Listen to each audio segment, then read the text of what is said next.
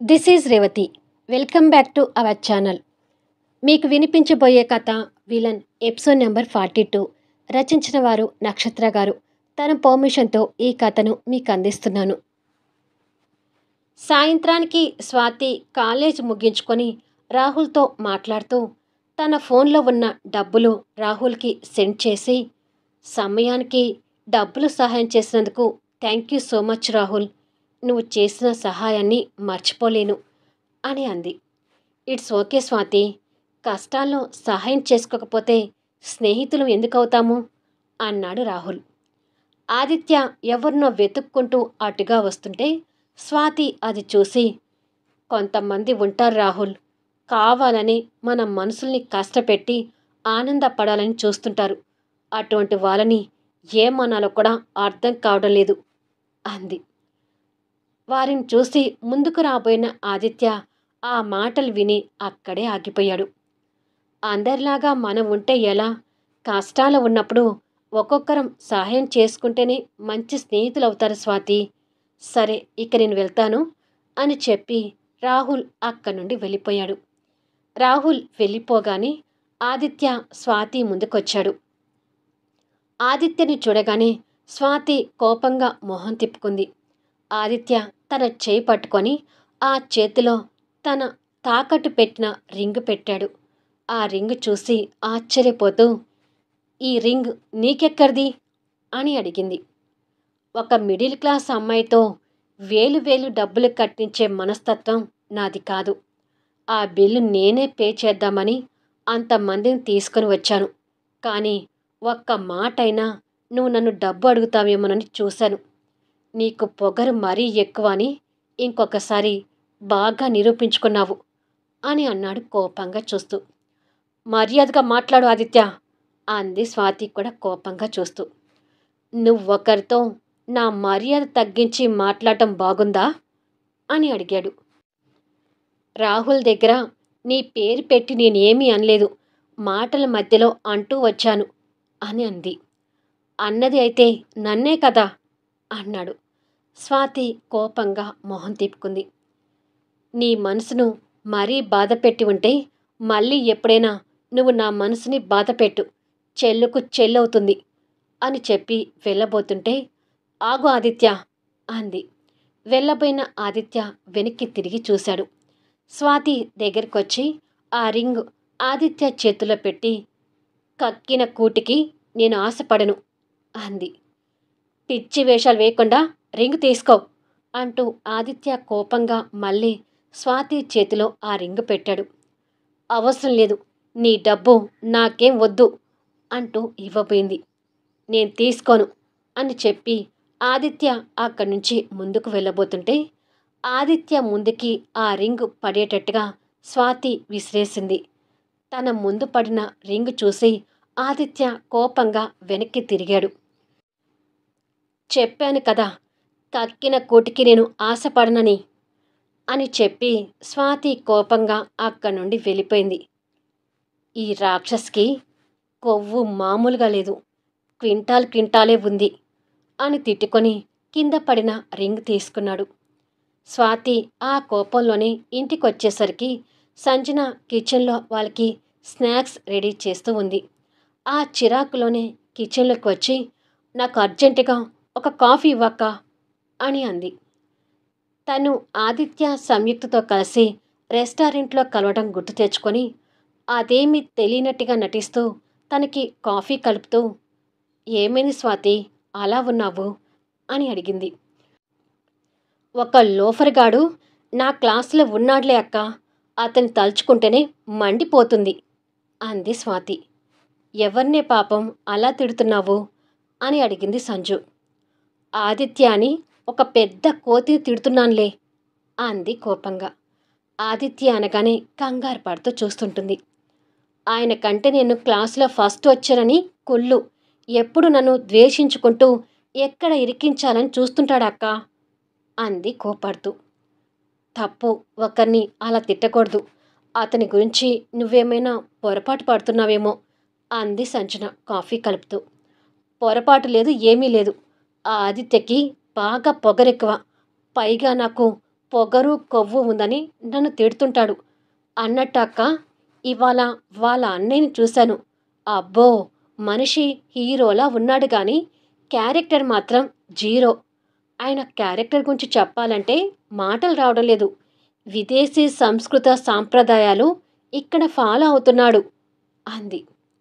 ఆ మాటలు సంజుకి అర్థం కాక, సంస్కృతి సాంప్రదాయాలేంటి అని అడిగింది. అదే అక్క, లీవింగ్ ఇన్ రిలేషన్షిప్ అంటారు కదా, వాళ్ళ అన్నయ్య పరదేశీ సంస్కృతిని ఇక్కడ పాటిస్తున్నాడు. ఎవరో ఒక ఆవిడతో రిలేషన్లో ఉన్నాడంట. ఇవాళ తను తీసుకొని రెస్టారెంట్కి వచ్చాడు అని చెప్తుంది. చెల్లెల నోటి వెంట అలా వినడానికి సంజు గుండె ముక్కలవుతుంటుంది. అయినా అక్క, మగవాళ్ళకి అంటే ఎలాగో బుద్ధి ఉండదు. కనీసం ఆడవాళ్ళకైనా ఉండాలి కదా. ఆదిత్య వాళ్ళ అన్నయ్య గురించి చెప్తుంటే నాకు వాళ్ళ అన్నయ్య మీద కన్నా కూడా ఆమె మీదే నాకు కంపరంగా అనిపించింది తెలుసా అంది చిరాగ్గా. చెల్లెలు అంటున్న ఒక్కొక్క మాట తనకి ముళ్ళులాగా గుచ్చుకుంటూ ఉంది. అన్నట్టు అక్క, ఆవిడ కొంచెం నీలాగే కనిపించింది. ఫస్ట్ చూసి నువ్వేనేమో అనుకొని పొరపడ్డాను. తర్వాత ఆదిత్య చెప్పింది విన్నాక ఆవిడని నీతో ఎందుకు పోల్చుకున్నానా అని నా మీద నాకే అసహ్యం వేసింది అని అంది. ఆత్మగౌరవం ఉన్న సంజనకి స్వాతి మాటలు వినడానికి కష్టంగా అనిపిస్తూ ఉంటుంది. అలాంటి ఆడవాళ్ళని ఏమన్నా పాపం లేదు అంటూ స్వాతి కోపంగా తిడుతుంటే, ఇక ఆపుతావా స్వాతి అంటూ సంజు గట్టిగా అరిచింది. ఆ అరుపుకి స్వాతి షాక్ అవుతూ చూసింది. ఎవరి జీవితాలు వాళ్ళవి, ఎవరి అభిప్రాయాలు వాళ్ళవి. ఒకరి పర్సనల్ విషయాల్లో జోక్యం చేసుకుని మాట్లాడడానికి నువ్వెవరు? ఎవ్వరూ కావాలని దిగజారిపోయిన బతుకు బతకరు స్వాతి. అలా దిగజారిపోవటానికి వాళ్ళకున్న పరిస్థితులు కారణాలు కారణం కావచ్చు కదా అంది.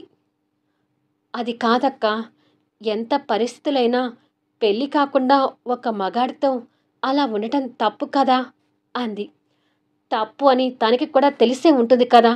అయినా కూడా తప్పు చేసిందంటే దాని వెనుక బలమైన కారణాలే ఉంటాయని ఎందుకు అనుకోవు అని అడిగింది.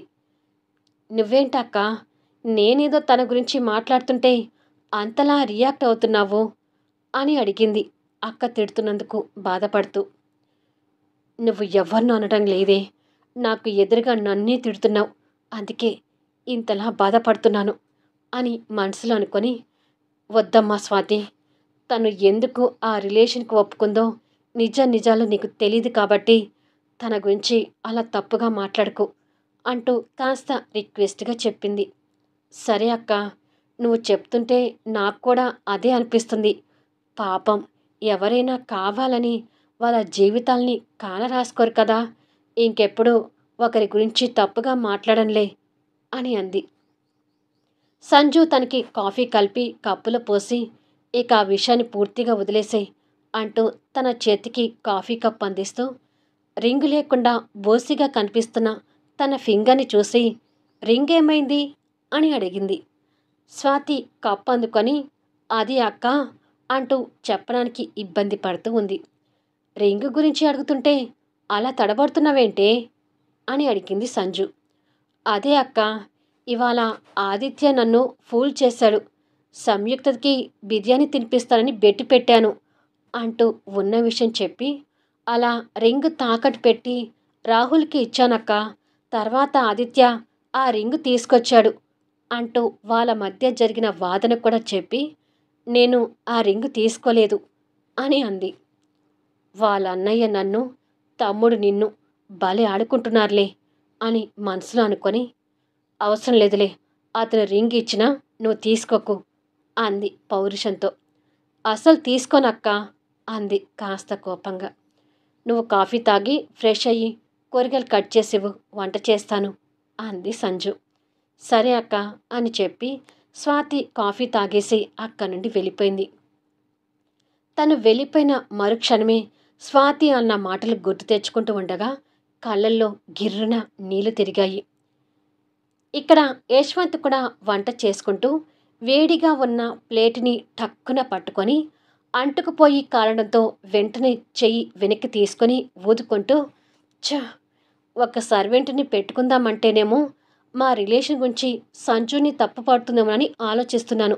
లేకపోతే సంజుకి ఇక్కడ అడుగడుగున సర్వెంట్స్ని పెట్టి కాలు కింద పెట్టకుండా చూసుకునేవాణ్ణి అని సంజు గురించి ఆలోచిస్తూనే వంట చేయటం పూర్తి చేస్తున్నాడు.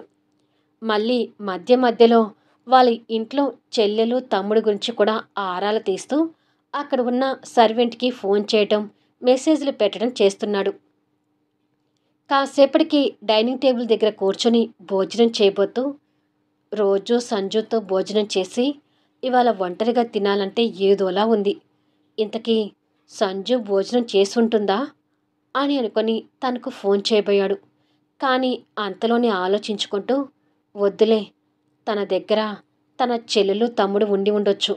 ఇప్పుడు ఫోన్ చేసి మళ్ళీ తనని టెన్షన్ పెట్టడం ఎందుకులే, కానీ వీలు చూసుకొని తనే ఒకసారి ఫోన్ చేస్తే బాగుండు అని అనుకొని తనని మిస్ అవుతున్న భావంతోనే ఏదో అలా కొంచెం తిన్నాడు. ఆదిత్య రూమ్లోకి వచ్చి పాకెట్లో నుండి స్వాతి రింగ్ తీసుకొని, ఎంత పొగరుంటే రింగుని అలా పడేస్తుంది, ఏదో ఒకరోజు ఈ ముష్టి ఉంగరాన్ని తనకే ఇవ్వాలి అని అనుకొని ప్రస్తుతానికి దానిని జాగ్రత్తగా పెట్టాడు. ఆ రోజంతా స్వాతితో జరిగిన సంఘటనలన్నీ గుర్తు తెచ్చుకొని, అయినా ఇంకా తను భరించేది ఎంతకాలంలే, త్వరలోనే మా చదువులు అయిపోతున్నాయి కదా, ఇక తన దారి తనది, నా దారి నాది అని అనుకొని రూమ్ నుంచి బయటకొచ్చాడు. దివ్య రూమ్ ముందు నుంచి కిందికి వెళ్ళబోతుండగా రూమ్ డోర్ తీసే ఉండడంతో దివ్య రూమ్లోకి వచ్చాడు. దివ్య బాధపడుతూ బయటికి ఆనుకొని కూర్చొని కనిపిస్తుంటుంది. దివ్య అంటూ దగ్గరికి వెళ్ళాడు. దివ్య కళ్ళ నుండి వస్తున్న కన్నీళ్లను తుడుచుకొని, ఏంటి ఆదిత్య అని అడిగింది. ఏంటి అలా ఉన్నావు, ఇంకా నిన్న జరిగిన సంఘటనని మర్చిపోలేదా అని అడిగాడు. యశ్వంత్ అన్నయ్య అలా అభి వాళ్ళ ఇంటికి వెళ్ళి గొడవ చేసి అభిని కొట్టడం తప్పు కదా ఆదిత్య, అంత తొందరగా ఎలా మర్చిపోతాను, ఏమైనా ఈ విషయంలో యశ్వంత్ అన్నయ్య మీద నాకు కోపం వస్తుంది అంది దివ్య. దివ్య, నువ్వు అన్నయ్యను ఒక్క మాట అన్నా కూడా నేను ఊరుకోను అన్నాడు ఆదిత్య కోపం తెచ్చుకుంటూ. అన్నయ్యని అనాలని నాకు లేదాదిత్య, కానీ అని అంటుండగా, చూడు దివ్య, నువ్వు నిన్నంతా అన్నయ్యలో కనిపించే కోపాన్ని, తొందరపాటుని చూశావు, కానీ నేను అన్నయ్యలో నీ మీద ఉన్న ప్రేమను చూశాను. అన్నయ్య ప్రేమ మనకు దక్కుతుందా లేదా అని నాన్న చనిపోయిన దగ్గర నుంచి మనం బాధపడుతూ ఉన్నది నీకు తెలిసిందే, కానీ మన మీద అన్నయ్యకు ఉన్న ప్రేమ ఇప్పటికిప్పుడు పుట్టింది కాదని అర్థం చేసుకో. కొన్ని ఏళ్ళుగా అన్నయ్య మనల్ని ప్రేమిస్తూనే మనకి దూరంగా ఉన్నాడు. మన విషయంలో అన్నయ్య ఏది చేసినా అది మన మీద ప్రేమతోనే కానీ ద్వేషంతో కాదు. అది అర్థం చేసుకోకుండా నువ్వు అన్నయ్యని తప్పు పడితే నేను ఊరుకోను. నువ్వే కాదు, అన్నయ్యని ఎవ్వరైనా ఒక్క మాట అన్నా కూడా నేను భరించలేను అన్నాడు. నాకు కూడా అన్నయ్య అంటే ప్రాణం ఆదిత్య, కానీ నిన్న అభిని కొట్టకుండా ఉండాల్సింది. ఈ ఒక్క విషయంలోనే అన్నయ్య మీద కాస్త కోపంగా ఉన్నాను అంది బాధపడుతూ. ఆ అభి అన్నీ మర్చిపోయి బానే ఉన్నాడు, నువ్వే ఇంకా ఎక్కువ బాధపడుతున్నావు అన్నాడు ఆదిత్య. అభి మర్చిపోయాడని నీకేం తెలుసు అని అడిగింది దివ్య. ఇవాళ అభి రెస్టారెంట్లో కలిశాడులే, ఉన్న విషయాన్ని మర్చిపోయి క్యాజువల్గానే ఉన్నట్టుగా అనిపించింది. ఇక నువ్వు కూడా ఆ విషయాన్ని మర్చిపో అన్నాడు. ఆదిత్య అలా చెప్పగానే దివ్యకి కొంచెం సంతోషంగా అనిపిస్తుంది. భోజనానికి వస్తున్నారా అమ్మా అంటూ సర్వెంట్ అక్కడికి వచ్చింది. నాకు తినాలనిపించడం లేదు అంది దివ్య. మధ్యాహ్నం కూడా భోజనం చేయమంటే ఏదో 4 మెతుకులు తిన్నారు. మీరు సరిగ్గా భోజనం చేయలేదని యశ్వంత్ బాబు గారికి తెలిస్తే నా ఉద్యోగం పోతుందమ్మా అంది సర్వెంట్. ఆ మాటలకి ఇద్దరూ ఆశ్చర్యంగా చూస్తున్నారు. నేను భోజనం చేయకపోతే అక్కడున్న మా అన్నయ్యకి ఎలా తెలుస్తుంది అని అడిగింది దివ్య. ఆదిత్య సర్వెంట్ వైపు డౌట్గా చూస్తూ, దివ్య చంప మీద వాతల్ని ఫోటో తీసి పంపించింది నువ్వే కదా అని అడిగాడు. తను కంగారు పడుతూ, అవును బాబు అంది. అలా ఎందుకు పంపించావు అని అడిగింది దివ్య కోపం తెచ్చుకుంటూ. పంపించకుండా ఇంకెవరి ద్వారా అయినా ఈ విషయం తెలిసి ఉంటే ఖచ్చితంగా నా ఉద్యోగం పోయేది అని అంది భయపడుతూ. ఇలా ఎప్పటినుంచి మా కబుర్లు అన్నయ్యకి మోస్తున్నావు అని అడిగాడు ఆదిత్య.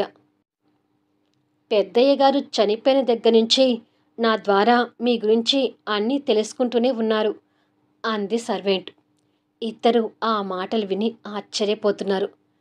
సరే మేము భోజనానికి వస్తాంలే, నువ్వు వెళ్ళు అన్నాడు ఆదిత్య. సరే బాబు, కానీ త్వరగా రండి, మీరు భోజనం చేసినట్టుగా నేను బాబుగారికి మెసేజ్ పెట్టాలి అని చెప్పి వెళ్ళిపోయింది. చూసావు కదా దివ్య, అన్నయ్య అంటే అది. ఒక్క ఆవిడ విషయంలో తప్ప మన అన్నయ్య బంగారం అన్నాడు ఆదిత్య అన్నం మీద ప్రేమతో. మళ్ళీ నెక్స్ట్ వీడియోలో కలుద్దాం. ముగ్గురు జంటల మధ్య అద్భుతమైన కథనంతో ఆసక్తికరంగా సాగే కథా వీడియోస్ని మిస్ కాకుండా చూడండి. కథ నచ్చితే దయచేసి లైక్ చేయండి, కామెంట్ షేర్ చేయండి, సబ్స్క్రైబ్ చేసుకుని ఛానల్ షేర్ చేస్తూ సపోర్ట్ చేయండి. Thanks for listening.